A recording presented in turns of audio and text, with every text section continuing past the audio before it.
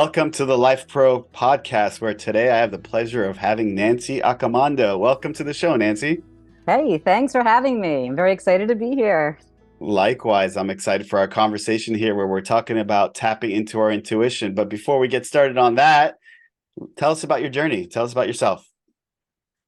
Well, I had a lot of negative thoughts for a lot of my life that I couldn't actually do what I loved doing, what I was passionate about for quite some time. But actually, during the pandemic is when things shifted for me.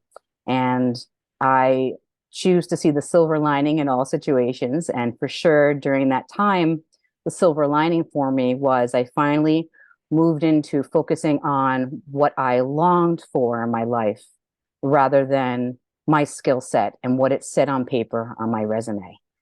For over a decade, I worked for other people in Los Angeles in production, entertainment industry, even helping other people help others globally uh, be their best self. But I was always behind the scenes. So finally, I started to tap into not only what I longed for in career, but how I wanted my day to look. And all of that finally started to gel. And I thought about my highest excitement and what I ultimately would love doing, whether or not I got paid for it. And so the first thing that popped into my mind when I just sat with myself and quieted the mental chatter of my day was basically talking with people and finding out about what's going on with them, how to help them clear whatever it is that seems to be in their way from being their best self. And I tie that into the work of Dolores Cannon and quantum healing hypnosis. I had been paying attention to that for over a decade on YouTube and her books. And ultimately, everything that she talked about in terms of being a practitioner and doing the work she does really resonated with me. In fact, funny enough, when I used to watch her videos, I felt like I was watching a version of myself in the future. And unfortunately, she passed in 2014, but left a legacy behind, including her daughter still teaching the courses to do this work. So I realized during the pandemic, I had the time to spend. And I also realized I could do the first level of the course at home. And so I was able to move forward with that. And I'll tell you, there were still fears before I stepped into that, self-doubts about how I would survive financially. How, after all these years of building up my resume and experience, am I going to start from the bottom? How am I going to survive, especially financially, right? Mm. But I'll tell you, as soon as you take one step in the direction that ultimately is why you came here, the path just starts to open up and things are provided for you. And that's what's allowing me to move forward with this. And with every client that I work with, I build my confidence and I'm reminded why I'm doing this work. And I'm just so thankful. I've only been doing this for a few years now, since again around 2020. But I am just inspired, especially by the fact that I used to have a mantra on my wall that said, I get paid to be me. Right. And I just came across that the other day and it just tickled me. So tell us what quantum healing hypnosis technique is. What is it? What do you do? Yeah.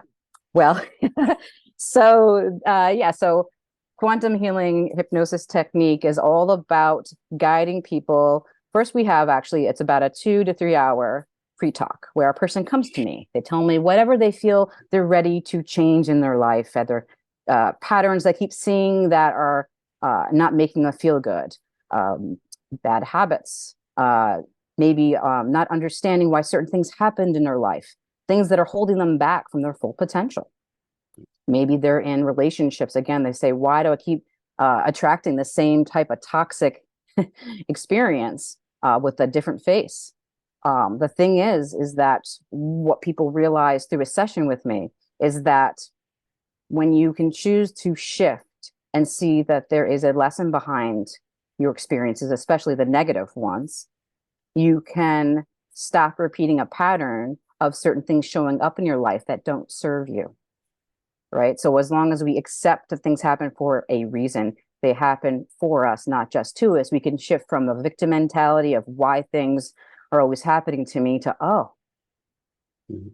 let's think about how this thing shaped me. That thing shaped my personality. This thing helped me create a boundary. This other thing helped me for another reason. So ultimately, a person will come to me with what they want to work on, what they want to change, either in their life, with their health. And then we move into the hypnosis portion of the session where it's, we lead with the name past life regression, but ultimately people either see something that happened in this lifetime that they need to reframe, something that possibly happened in a past life or a future life. And in fact, what happens is our subconscious, while they're under hypnosis, simply shows them things sort of like when we're in our dream state. The only difference is our conscious mind is still over here in the background observing. So often people will have that part of them that's learned belief systems, defense mechanisms, coping strategies, and sometimes it will judge the process. But most people that come to me for a session are ready. They're in a state of allowance at that point, where they're able to just allow whatever comes up to come up. And we explore at the end of the hypnosis why they were shown whatever past life, present life situation. And they come with a list of questions around life, around health. And I ask those questions while they're in a calm state. We actually are working with them in the theta brainwave state. When we're working through our day to day, we're in a beta brainwave state in our left brain, our conscious mind that helps us get through our day. But actually focusing on a person talking or watching a video, we already dropped down to the first level of hypnosis, the alpha brainwave state. But as a person starts to take some nice deep breaths and is in a nice relaxed state, we drop into theta. That's where actually healing on a cellular level takes place. Also, while we're sleeping at night, this takes place. And then ultimately, when we're in this state, we can hear our intuition. We can hear our heart's calling. We can hear ultimately what our internal guidance system is trying to say. That's always actually communicating with us. But when we're ripping and running through our day, there's so much mental chatter that we don't slow down enough to even hear it. And so this is something that I help empower people to do on a regular basis after working with me. I basically open the door, I hold it open and say, come on, come this way. You've got this. It's a natural ability. Let's do this together. It's kind of like getting on a bicycle. And once you start, and then you're off running. So basically after, it's a one-off session. Usually it's a one-on-one in person for 6 to 7 hours based on whatever amount of work people need to do. So yeah, it's pretty exciting work. That is pretty amazing stuff. And I would imagine like you have great effects on the futures of changing people's lives, which is, what we're trying to do here with our podcast, right? Inform people of all the things that they can help improve their lives. So, going back to our topic of the day is tapping to our intuition, which, you're talking about, you do on a huge level, 6 and 7 hours.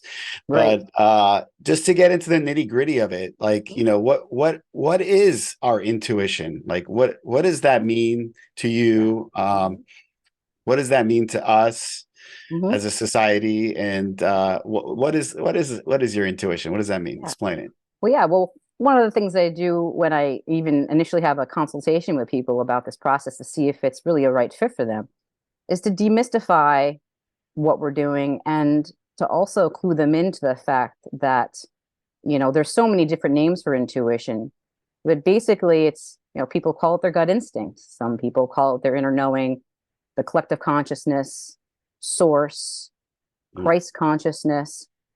All of it is one and the same. And so basically there's actually the Institute of Heart Math has proven this from studies that thoughts come through our heart first. Then the signal goes up to our brain, our prefrontal cortex, and then it drops down into our gut. Now, we have memories that are held within all parts of our body on a cellular level, in our spinal cord, in our organs. And ultimately, when we just take moments through our day to quiet ourselves, we can tap into this information. In fact, the realm that I work in, the theta brainwave state, that's something we naturally are in when we first wake up, the first 10, 12 minutes. Also, right before we go to sleep at night, like the last 5 minutes before we nod off. And also through our day when we breathe and just take a moment to be within ourselves. And so honestly, it's a natural state that we all have and we all have access to throughout our day. And again, it's not some out of reach thing, right? And so the first step to even accessing or honing, paying attention to the signs from our intuition is accepting we all have this natural ability. There's some people that claim to be psychic, but guess what? We're all psychic. In fact, intuition is known as the sixth sense, right? We all have our basic five senses, but with our intuition, in fact, what people learn in a session is when I'm talking to that aspect of them or I ask their list of questions, some messages come through as images. And some of us get messages from our intuition just through feeling, just through our gut. Or as an example, have you ever had goosebumps? Yeah. Yeah. So goosebumps are really truth bumps, which the more that we pay attention to it, and I'll tell you for myself, the more that I realize that when people talk to me about certain things, I'll get them over a certain part of my body or all over. Mm-hmm. So there's different ways we all register and pick up on things. Also, it's important to acknowledge that through our dream state, our subconscious is always communicating with us and sending us messages. In our waking state, they might show up. Our intuition might basically, ultimately, our higher self, all of it guides us to circumstances, right? Which we think are a coincidence, or we seemingly just happen to talk to a random person at the grocery store. But none of it is by accident. You know, every time we ask a question, we quiet our mind and ask a question, just pay attention to see what comes up. It might not come through as a thought form that moment or an answer. So, see, I find a lot of my actions are paved by my emotions and my brain. mm-hmm. And is that a common theme among people you encounter? Is that common among the general masses? Like, do we tend to act on our brain and heart or more than we do our gut? So, well, what's really important, first of all, is to discern the difference between what's the ego self, that's the conscious mind. Ego is within the conscious mind, the analytical brain, the part of us that helps us get through our day, right? So that part of us, since we were little, has helped us navigate. It's what protects us from doing certain things. But sometimes it's very impulsive, right? So when we want to make a decision about something, we need to make sure that we're not just coming from the ego. Say, for example, we know we want a brand new car, or we want something shiny to wear on our body, like jewelry or something. When we can stop and maybe not even make the decision for a moment, just give ourselves time to decide and take a moment to breathe and ask ourselves, does this really serve us or the other person involved or other group of people, right? And so ultimately you want to have a synergy, the heart and the mind and the gut all working in tandem together. Yeah. I'll give you an example. I wrote an email this morning that I probably shouldn't have sent. Right. And it was emotions. It was my mind sending the email. And after I got a response and it was an emotional response back to my email, I realized that if I had listened to my gut, I wouldn't have sent the email, and all would have been well. So I didn't make a rational. I didn't listen to my intuition. I listened to my emotions and my brain. Well, that's what's interesting. The tricky thing is, so honestly, emotions are a great thing, right? That's the internal guidance system that really helps us. It leads us. And that's why the signal goes from our heart to our brain to discern, okay, is this really rational? You know, say, for example, you have a crush on somebody and do you act on that or not? Is it really something that's worth your while or something? First, what's important to realize is what's going on when you said, I know maybe I shouldn't have just sent it. There's something about it that, it was telling you not to maybe express what you expressed. Right. That's why it's important, especially when you write something, to pause and maybe not send it right away.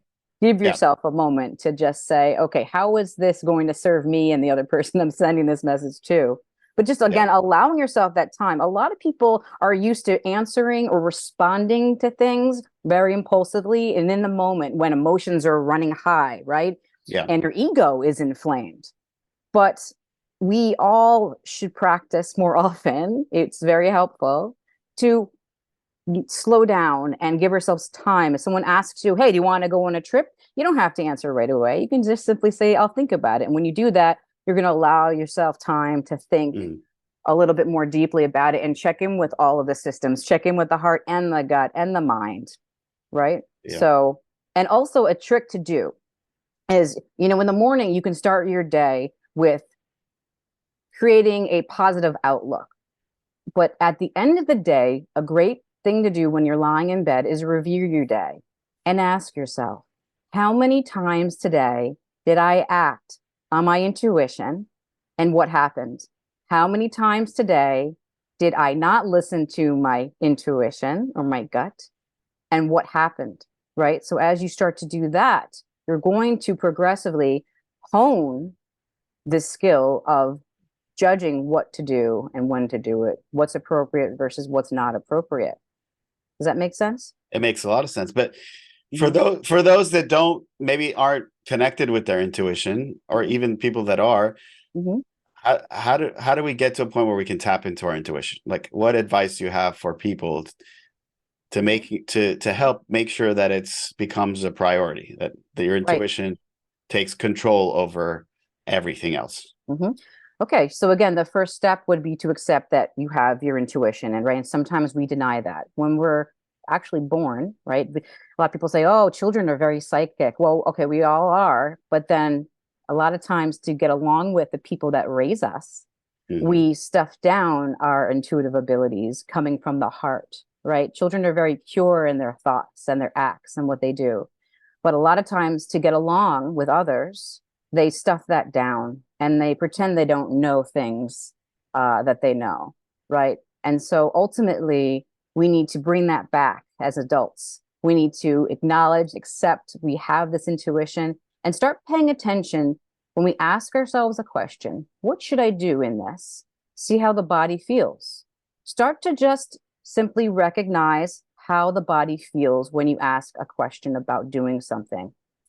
Usually, the inner knowing, it comes from a neutral place, this information that comes through.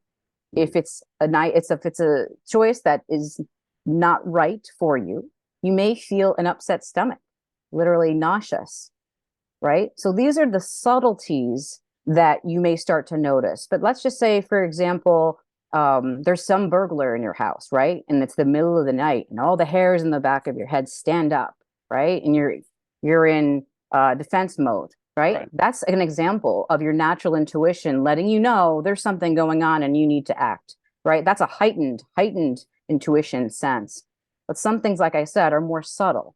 But the more that you practice following also the feelings you get when you ask yourself a question, or a spontaneous thought to call someone, as an example, that you haven't even talked to in a while, or a spontaneous decision to take a new way to work that you've never taken, right? That might avoid an accident that you could have been in if you took the normal route, or that might lead you to coming across a random bookstore that you might want to stop in that has a book on the shelf that you're Yeah. supposed to actually read. So ultimately, Do yeah, bookstores still exist? Does that happen? yeah, there are a few actually here in LA, some used Oh, bookstores. Can you believe that? wow. But here's the thing again, is to remember we are always guided by our hearts, our intuition, our internal guidance system, our higher self, all in one, right? We are always ultimately guided to things that are for us to actually evolve our soul's evolution. We all come here for lessons, to learn things, to experience the good and the bad, right? So a lot of clients, as an example, will come to me. Maybe they went through some hardship in their life. Maybe they were treated a certain way. They were neglected or abandoned. Oftentimes, clients find out through a session, they're guided to the information themselves, is that they, in a past life, were the ones that neglected the person that's neglecting him in this lifetime, or abused them in a lot. They abused the person in the last life, and now they're here to see the other side of it. As souls, we want to experience everything. If you Right. look at this world, I try to explain this to people often. We're all part of the whole. We're all one unified field, and we're all part of this living, breathing organism, this earth, right? And even every rock and blade of grass is an aspect of self. all experiencing an aspect of what it is to have that experience. So sometimes people will see an experience through the hypnosis process as a blade of grass, as Mhm. water, as just simply light, as the sun, right? And so when we can tap into that, it really helps us start to understand things on a deeper level about all of this, actually. It empowers people. So all this is fantastic, and I 100% believe in the power of intuition, and I've experienced myself like, that psychicness that you're talking about, like Mhm. that, you know, uh, even with like, we talked about this offline. I lost my mother about 3 years ago, Mhm. and about, she was going to elective surgery, and about 6 months before Mhm. she had surgery, I started having panic attacks in the middle of the night, and it wake me up. And I Mhm. started having anxiety, and I started seeing a therapist and all these things. And something within my intuition Yeah.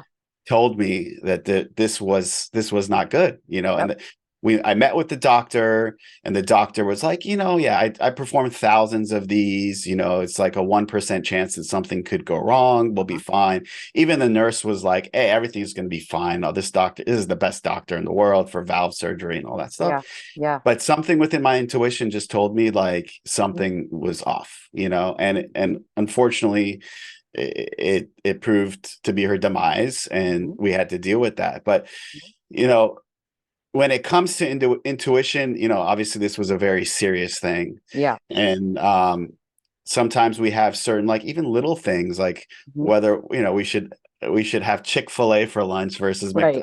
something healthy, Yeah. Right. and we choose to ignore our intuition, and we let the ego win. Right. um Mhm. why does that happen sometimes? Why do we ignore our intuition? Why don't we Yeah. listen to it more often? Well, I'll tell you from my own vantage point growing up, I always had a knowing of certain things, and my intuition was usually on point. However, I always wondered when I was a child, what's the difference between this and my ego talking, right? Yeah. What's the difference between this and jealousy or something outside of me? Right. And ultimately, I think we do that often. We test our knowing, we test the inner instinct. But sometimes we don't listen to it. We say, oh, I'm so confused. I'm making a decision. Should I move or should I not? Should I stay in this relationship? Should I not? Should I quit that job or not? And sometimes the amount of upset we see that it possibly will create within ourselves or other people involved holds us back, right? And so ultimately, there's a lesson to be learned in every situation. But the question is, how long are you good? How many lessons do you need to learn in a Yeah. situation before you make a move and ultimately pay attention and honor that guidance system? Yeah. Yeah. That makes a lot of sense. I mean, Mhm. sometimes I guess sometimes it makes sense for us to listen to our intuition, and not listen to our ego. And sometimes, we take that risk and go against the grain when it comes to that. Yeah. Um, how do we, you talked about this a little bit earlier, like, Mhm. and I'm probably a good example for you. And a lot of people around me, Mhm. victimize themselves. Like, this is happening to me. Why is this happening to me? Right. Well, and how do we get to the point where we shift our mindset to things are happening for me, and understanding that, when things go, quote, wrong, Mhm. maybe it's the universe just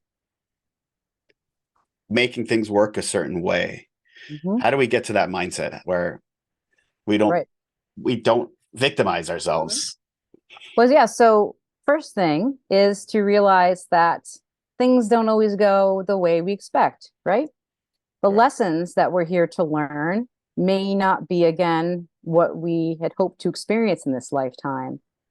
Some people have, again, say as an example, an abusive upbringing, and then they keep attracting that throughout their entire life.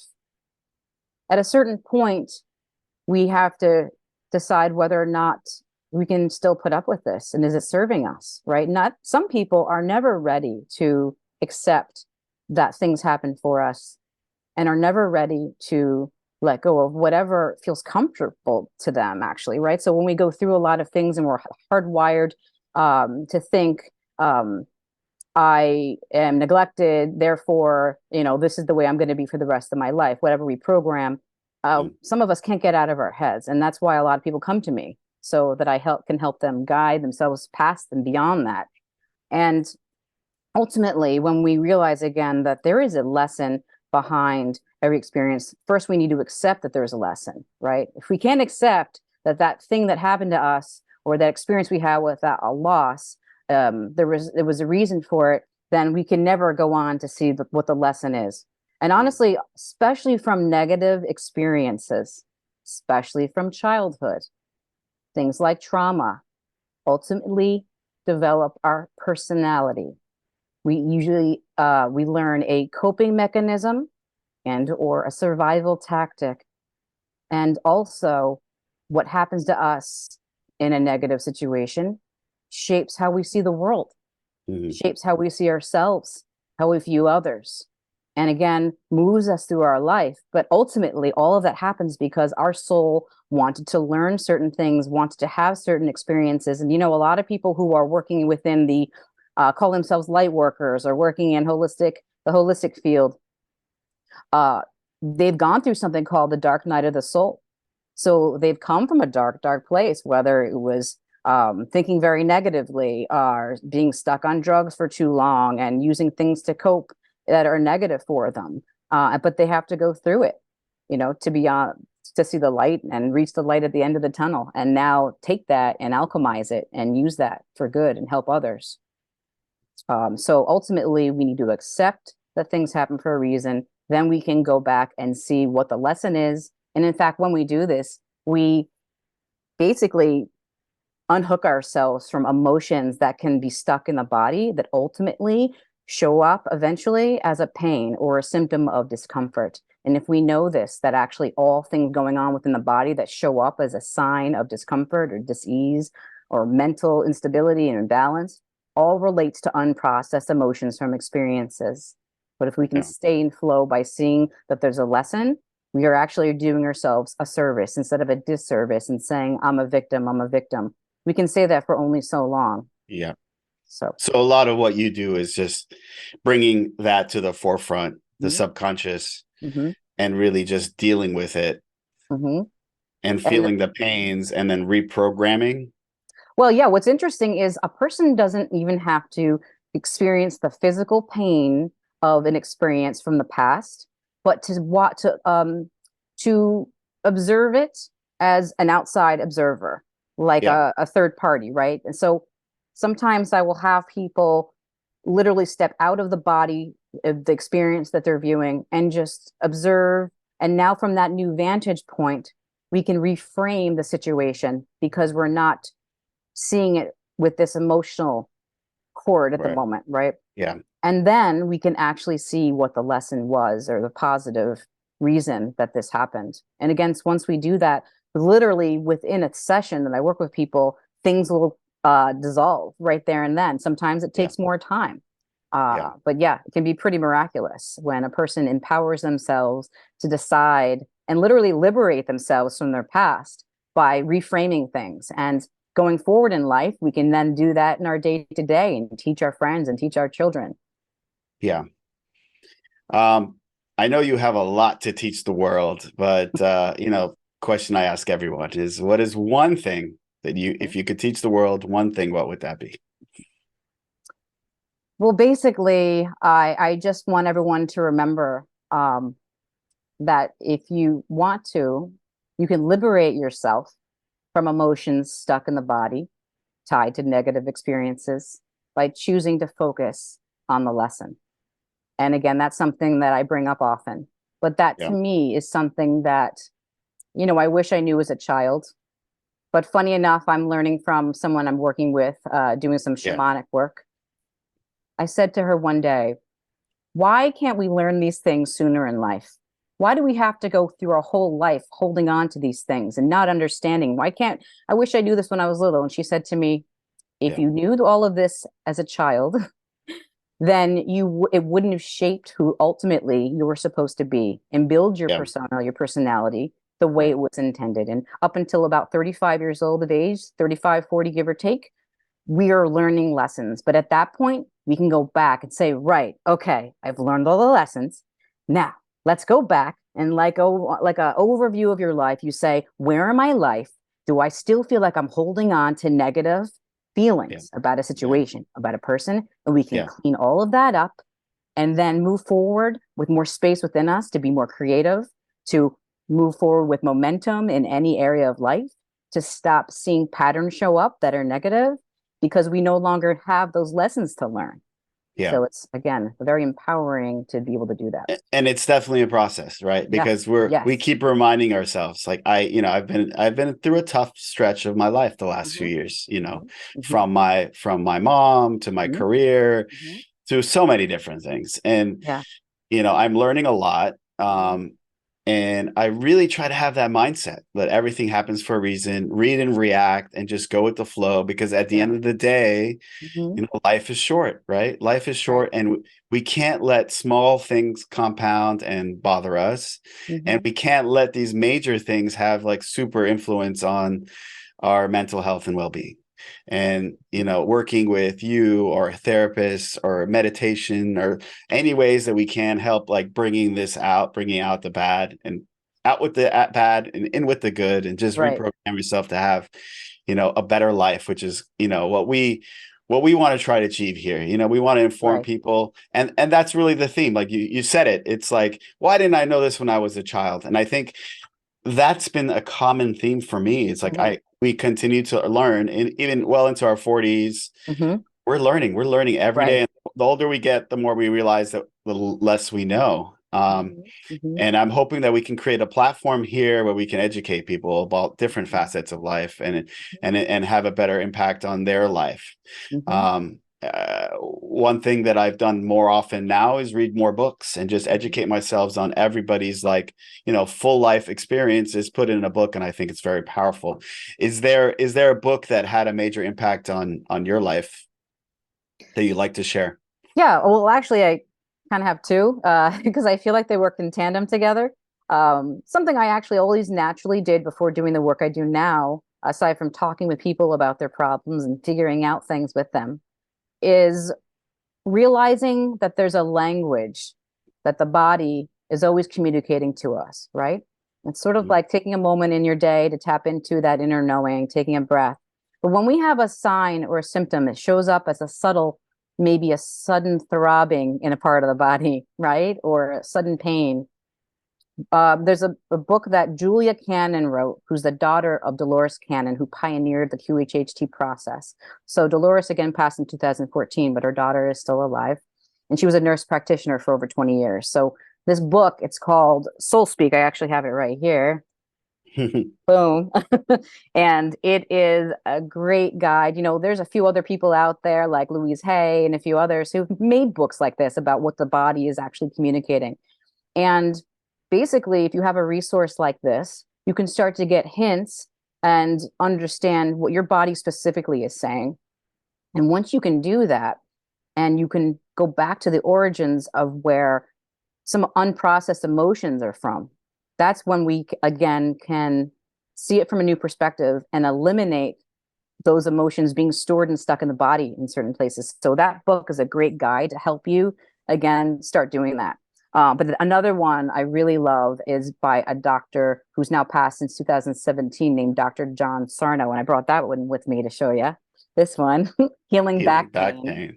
And so he, for years and years and years, was working with people with their whole body. But then he moved into chiropractic work and he was treating people and realized he would treat them for upper back pain and then it would migrate down. And he would treat that and it would migrate down lower to the legs and it would just keep moving.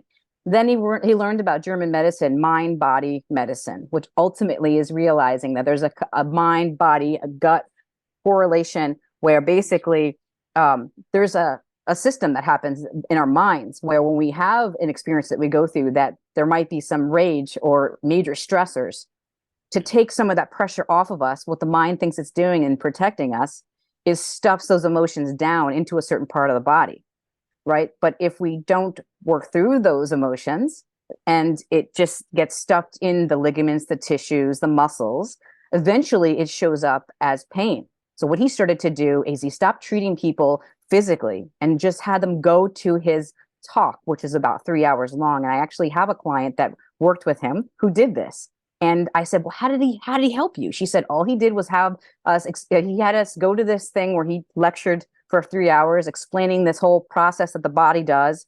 And she realized where the actual pain was coming from stresses in her life. And she just started to talk to herself about it, how she felt about it, and reframed it. And the pain, and she had herniated discs, went away within 2 weeks of that. Wow. So that book itself has helped a lot of people, not even seeing him, Dr. John Sarno, but just reading that book. It's a very short read, helps people just understand the whole mechanism. And once you do, going forward, it'll help you alleviate any issue that's going on in the body. So That's amazing. I mean, just yeah, it puts everything in perspective. Like we have yes, the power to yes, change ourselves through absolutely. all of our systems. Absolutely. Yeah, we have the power. And, there's another woman I love named Caroline Corey. She made a movie a couple of years ago, give or take, called Superhuman, and did all these studies basically to prove she's able to teach people how to bend spoons. She's able to help teach people to see with blindfolds on. It's not about that, though. It's about proving that our minds are so powerful that it can change physical things going on in our world. And therefore, we have the power to make ourselves sick just as much as we have the power to heal ourselves, believe it or not. Well, and that's that. I mean, I think that's our biggest takeaway here, right? Yeah. Yeah. The power that we all have to make a change in our lives Yeah. and and do good for ourselves. We everything we talked about is very powerful, and I know you've had a big influence on me even during our talk recently, last few weeks, and Great. I thank you for that. I thank you for all the You're positive welcome. impact you've had on me, and I know you're going to have a positive impact on people listening and your clients, and I'm grateful for your time. One last question is, if somebody wanted to get in touch with you or follow you, how can they reach you? Yeah, so I'm all over the social media. I've got my website. I have my Instagram and my Facebook connected to that. My website is Nancy Accomando, QHHT.com. And my Instagram is Nancy Accomando _QHHT. And again, you can search with me on Facebook. And there also on both the social media sites, you'll see I started doing a meetup group. I'll be doing group regressions in that way. So everyone can look out for those as well. And I'd be happy to connect with anybody, and would love to help guide you into this whole journey of this new paradigm and new paradigm shift if you're ready. Sounds good. Sounds good Yeah. to me, Nancy. Thank you so much for your time. And, All right. I Thank you. remind everybody, LifePro podcast is in place to make, it's creating the manual for life, all the things that we wish our parents had told us, and all the things we wish we knew. And I'm grateful to have great guests like you. And I'm ask everybody to, follow, like, and keep in touch and help us spread the big word. Thank you. Take care. Take care.